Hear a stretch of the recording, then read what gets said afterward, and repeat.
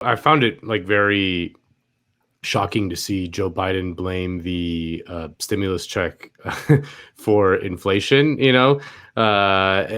is like, it's like, dude, your own policy, my man. Like, you passed this. That just seems like, because I don't like Joe Biden. I think he's bad, but I kind of respect his, on some level, his political instincts are better than some others in the Democratic Party. But that just seems to me like political malpractice, to just blame your own policy for something like inflation, which people are worried about. Yeah, I mean, I find it interesting also that the entire inflation debate is not focused on people making $1 million, $2 million, $5 million, $500 million a year. One way, if you're serious about wanting to combat inflation, you could pass tax policies that tax the wealthy in a really serious way. You want to take money out of circulation, that's a decent way to do it. But of course, that's not what's talked about. The entire inflation debate is the criticism is that a service sector worker is going to make $1 more an hour, and this is the real problem in America. I would argue that the real problem in America is that Jeff Bezos and Elon Musk have so much money that they don't even know what to do with it other than spend it on space flights. That Wall Street continues to pay its executives huge bonuses, bigger and bigger bonuses, and somehow the payouts at the top are never part of the conversation, never part of the inflation conversation. It's only the so-called wage inflation at the bottom end of the scale that is vilified. When in fact, the thing that has really been inflating for decades is the remuneration being paid to the people at the top who tend to have most of the political power in this country. Absolutely. I mean, there's so many other things you can point to as well. I mean, it is fascinating to see how quickly the corporate media circled around the topic of wages or pay for workers, when you also have the Federal Reserve and its monetary policy. Obviously, inflation has impacted very specific sectors of the economy, and for different reasons. In some cases, we have supply chain issues. Turns out, by the way, relying on corporations who exploit cheap labor in other countries could have its downsides, right? There's that. There's the fact that, we're still reliant on fossil fuels. And so, yes, we're seeing an increase in gas prices, but how about we talk about the OPEC cartel and how they intentionally manipulate the market by lessening the production of oil so they can see prices at the pumps spike. I mean, they're doing that intentionally as we speak because they want to earn the money that they lost in the beginning of the pandemic. These are things that aren't discussed at all in corporate media right now. CNN is hyper focused on the pay or the stimulus that workers received during a pandemic, where many of them were laid off through no fault of their own. Yeah, and I think I think it's both gross and I think it's also not surprising. I mean, if you want to talk about real inflation in America, how about, for instance, the price of prescription drugs? The price of prescription drugs just continues to wildly outpace the pace of inflation. And the Democrats have spent their time watering down their own promised drug pricing bill. And corporate media doesn't really have much to say about this. And big surprise, the pharmaceutical industry happens to be one of the biggest sponsors of corporate media. Interspersed between MSNBC or CNBC or CNN discussions about the inflation problem supposedly being a problem of a service sector worker making $1 more an hour, and not somehow a problem of all sorts of other problems in the economy. Interspersed between those segments are pharmaceutical ads. And so, big shocker, there hasn't been very much discussion of problems in the healthcare system, healthcare inflation, any of that. So we really do live, and we are really immersed in a whole lot of propaganda. And if you pay attention, you can really, really see it. I mean, I saw that clip this week where you had, I mean, it's beyond parody. You had Stephanie Ruhle, an MSNBC anchor, who had been a Deutsche Bank executive, who had only a few years ago been caught in a scandal using her MSNBC anchor position to do promotional ads for JP Morgan. So this person who had also made headlines buying herself a $7.5 million townhome, she goes on to MSNBC and she starts raving about the problem of wage inflation in America.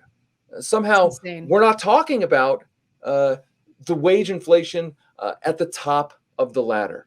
It really is. If you step back and you put this stuff into context, what you see is that more and more of the media discourse in politics is more and more manipulative, ideological. And I would argue that people sense this, that more and more viewers sense this, which is why you've seen more and more interest and support for independent media. I think if there's a silver lining to living in the Orwellian miasma that we live in right now, a miasma of corporate propaganda under the veneer of so-called news, I think the silver lining is that more and more Americans sense this and are seeking out different sources of information.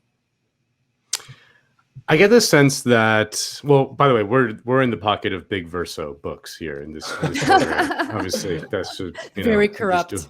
Very corrupt. But I get the sense that the Democrats, having done nothing or close to nothing, plus the presence of COVID still existing in people's lives, and there's still mask mandates and things like that, is like a toxic combination electorally. I think people are tired of COVID, understandably. I don't know what like the correct policy is, but that's what I sense out in the world. And that, coupled with their inaction on anything meaningful, spells to me electoral disaster, the likes of which we haven't seen in a long time. So what do you make of the chances in 2022? Not to be like all Chuck Todd about it. Well, look, this was the subject of this big podcast series we just put out called Meltdown, which is that Meltdown is a series that looks back on the 2009-2010 period where Democrats came in, had congressional majorities, had a presidential, controlled the White House, had a presidential mandate to do real things, had made promises on the campaign trail, and subsequently spent 2 years paring back their promised agenda and siding with their corporate donors. And that resulted first in the Tea Party election of 2010. And ultimately, it resulted in the frustration and the angst and the disillusionment that created the conditions for Donald Trump's ascent. And so I think that, the reason we put out the podcast is as a warning that those who ignore history are doomed to repeat it. And I think at the beginning of Biden's presidency, I think there was some evidence that the Democrats had learned some lessons from that 2009-2010 experience. I think the American Rescue Plan was a much bolder plan than Obama's own pared back stimulus plan. But I also think that you need to keep delivering. We're going to sort of deliver once and then we're not going to deliver. And I think the real danger here is that if you don't deliver, then the public, we know from the recent past that the public, that voters are going to be frustrated and mad. And you're going to end up creating the conditions for right-wing authoritarians to take advantage of it. That may not be fair. It may not be logical that a Republican Party that represents even worse policies would benefit from that frustration. But that's the way elections have tended to work. And so I fear that the Democrats' failure to really deliver real material help for people in a transformative way is not only immoral, it's not only economically bad policy to do that, but it is politically insane. The best chance you have to have a chance in a midterm election, a president's first term midterm election, which tends to be a tough election for the party in power, the best way you have a chance to compete in that is to be able to go to voters and say, look what we did for you. Has your life improved in the last 2 years? If a lot of voters don't feel like their lives have improved because you haven't done everything you can to improve their lives, then you better get ready for an electoral shellacking, a shellacking the kind that we saw in 2010. And I want to remind everybody, the 2010 Tea Party election, where the Democrats got shellacked, if you go back and look at the punditry in end of 2008 into 2009, the punditry was saying there's no chance the Republicans can ever fight back. They are done. They are done as a party. And within 2 years, the Republican Party had taken back over Congress because the Democrats did not deliver on their promises. They refused to have specifically a fight with their own corporate donors and with their own corporate members of their own party. They were conflict averse. They did not want to challenge the power of the paymasters, and they paid for it in the 2010 election. And not only did they pay for it, I would argue that the country at large ended up paying. If you enjoyed this video from Jacobin Weekends, please hit like and subscribe. That way, you'll enjoy all of our backlog, as well as all of our future content, including interviews, live streams, and clips. Thank you.